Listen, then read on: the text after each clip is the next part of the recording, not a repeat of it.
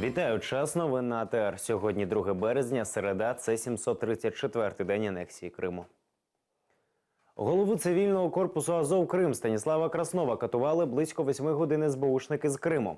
Про це Краснов заявив на прес-конференції, в якій пояснив причини його затримання і розповів, як його били під час затримання. Також Станіслав назвав фейком відео про його розмову із російськими кураторами. 28 лютого Служба безпеки України затримала Станіслава Краснова разом із його дівчиною, звинувативши у збереженні зброї і боєприпасів. Також йому оголосили підозру в зв'язках із російською розвідкою. За 3 дні його відпустили. Вчора відбулося перше засідання суду, але через стан здоров'я Краснова засідання перенесли на сьогодні. Коли вони мене катували, вони таки казали, коли били, це тобі за Севастополь, це тобі за Крим. Тобто там були СБУшники, які перевелись з Криму сюди. Тобто більшість їх колег стали ФСБшниками, а ці от чомусь, не знаю, чи по завданню, там, чи може по кар'єрним якимось міркуванням перевели сюди в Київ головне управління. От коли Майдан переміг, прямо після перемоги Майдану, вони все ж таки підкинули зброю на одну з зйомних квартир, куди ми з Олександром зайшли, нас теж заарештували. І теж так само намагались там щось об'явити нас якимось ФСБшниками, я не знаю там. Але час все доказує, розставляє на свої місця. Тобто, як ми можемо бути ФСБшниками, якщо Олександр зараз після страшних катувань в Криму, тобто в нього зламана рука, так що вона вже не буде ніколи працювати, око не працює, тобто колишні СБУшники його катували. І він зараз сидить в Росії. З приводу якихось там ФСБшних там закидів проти мене, я, чесно, не бачив цих там відео, які там проти якісь нібито записи викладали.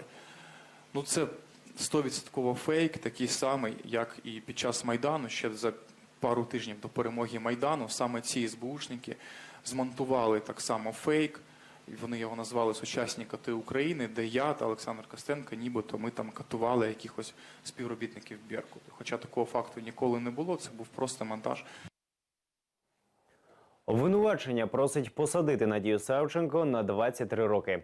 Сьогодні в Донецькому міському суді Ростовської області продовжився розгляд справи проти льотчиці народного депутата України Надії Савченко.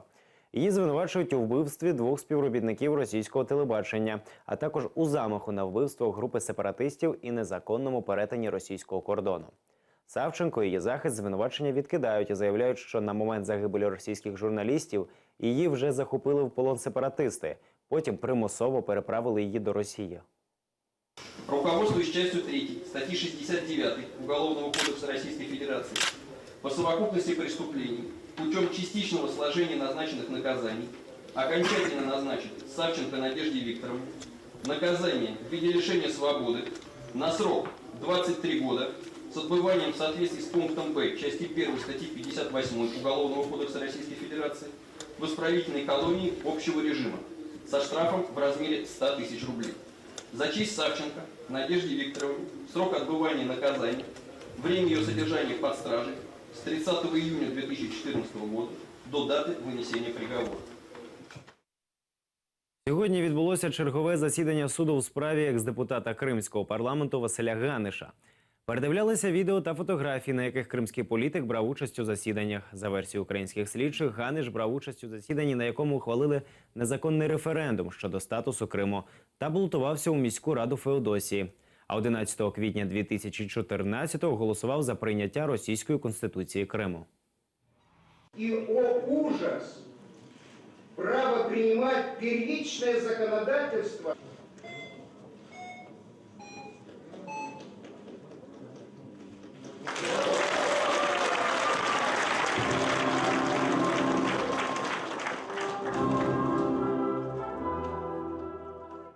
Ніхто не рахував тих депутатів і не ідентифікував, в принципі, тих людей, що то є депутати Верховної чи Державної Ради Республіки Крим. Є якась сукупність людей, приміщення схоже на Верховна Рада АР Крим, і ставиться в вину, що Василь Васильович нібито бере там участь. Це перше. Друге. Я звертаю увагу, що це нарізка. Третє. Тут немає титулів, на відміну від тих попередніх, тут вони де в чому схожі. Крім цього, має також клопотання про виклик для допиту в якості свідків понятих, які брали участь у якості понятих при складанні протоколів оглядів інтернет-видань 29 травня, 12 червня та 15 червня, а саме це Третійніченко Антон Володимирович та Борисенко Відмагає. Мер Ніцци Крістіан Естрозі розповів про візит делегації з анексованої Ялти. Згідно з інформацією на сайті глави Ніцци, делегація з Ялти з главою російської міськадміністрації Андрієм Ростенко і послом Росії у Франції Олександром Орловим перебувала в Ніцці з 26 лютого по 1 березня. Між ними були підписані угоди про співпрацю. У повідомленні вказують на те, що вважають Кримську Ялту частиною Росії.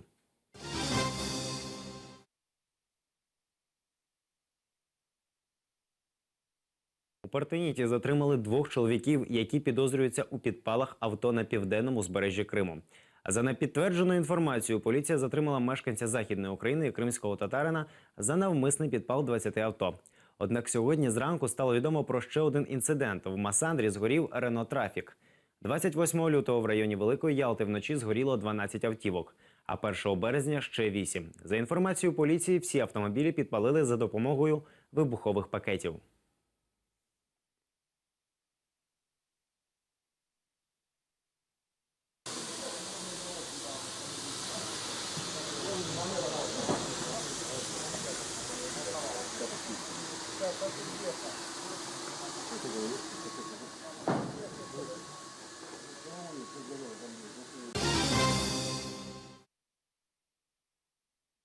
Будівництво енергомосту Кубань-Крим терміново припинили. У Краснодарському краї Росії при будівельних роботах нібито виявили древній комплекс із збору питної води. За попередніми даними археологів, знахідка відноситься до 7-8 століття до нашої ери, і дослідники вважають, ці споруди змайструвала невідома науці догрецька цивілізація. У Криму готують пікет проти карантину через чуму свиней. Він відбудеться 7 березня у Сімферополі. Організатори заявили про участь 1500 селян, однак наразі зібрали трохи більше 700 підписів. Ініціативу підтримав Республіканський антикорупційний комітет, підконтрольний Росії. В Сімферополі не дозволили провести мітинг до дня народження Тараса Шевченка. Представник Українського культурного центру Альона Попова розказала, їм заборонили захід 9 березня через режим надзвичайної ситуації на півострові. Однак Попова каже, що заходи, організовані та заплановані російською адміністрацією, проводять, незважаючи на режим надзвичайної ситуації. Торік активістам не дозволили провести мітинг у парку Шевченка, а коли люди прийшли покласти квіти до пам'ятника Кобзарю, їх затримала поліція. Пізніше їм присудили виправні роботи або штрафи.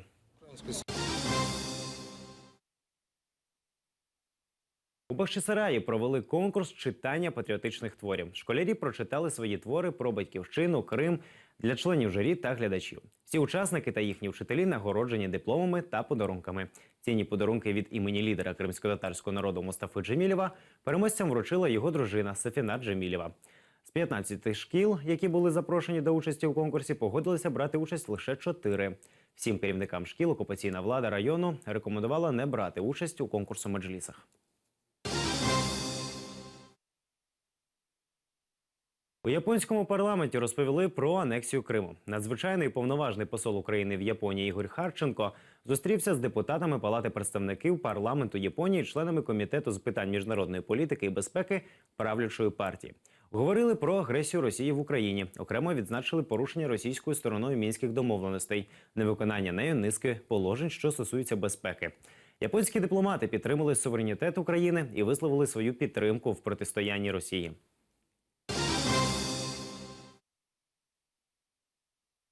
У Києві показали кримські історії.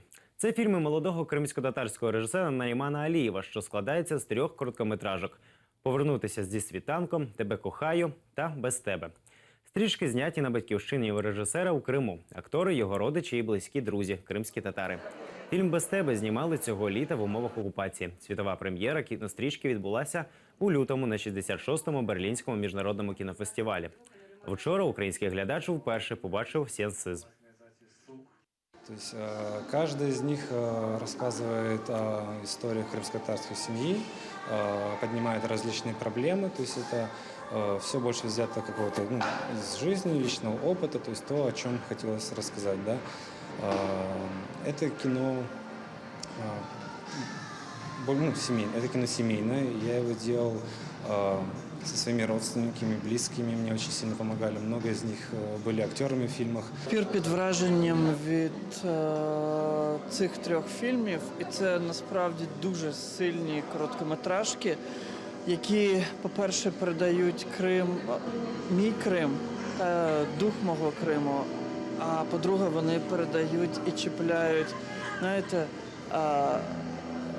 цінності, ці базові цінності в любові, в дружбе. Вообще все эти три короткометражки, они же о любви. Первый фильм о любви отца и сына, второй о любви мужчины и женщины, третий о любви братьев. Третья вообще, она глубоко личная. Так уж получилось, что я учился в одной группе в университете вместе с Арфаном Селимовым, братом Римана, и я понимаю, сколь много он закладывал вот в эту третью ленту. И вы знаете, мне кажется, что если это считать дебютом, то это, безусловно, дебют удачный. Гордость, когда вот эти фильмы были, еще я была на выпускном, 4-й курс, 5-й курс, мне его руководители говорили: ваш сын не должен размениться, он гений. Пусть на телевидении не разменится, туда не разменится, а говорю, жить-то как надо. Они говорят, нет, у него большое будущее. И вот вроде, Аллах берсин, чтобы сон хайр вкусным. Будем надеяться, чувства переполняются. В інтернеті з'явився ще один кавер на пісню 1944 Джамали. Ліричну версію виконав на фортепіано Віктор Данилюк. Пісня 1944, з якою кримчанка представить Україну на конкурсі Євробачення, набирає популярність у світі. Раніше варіацію пісні виконав британський музикант Денні МакЕвой.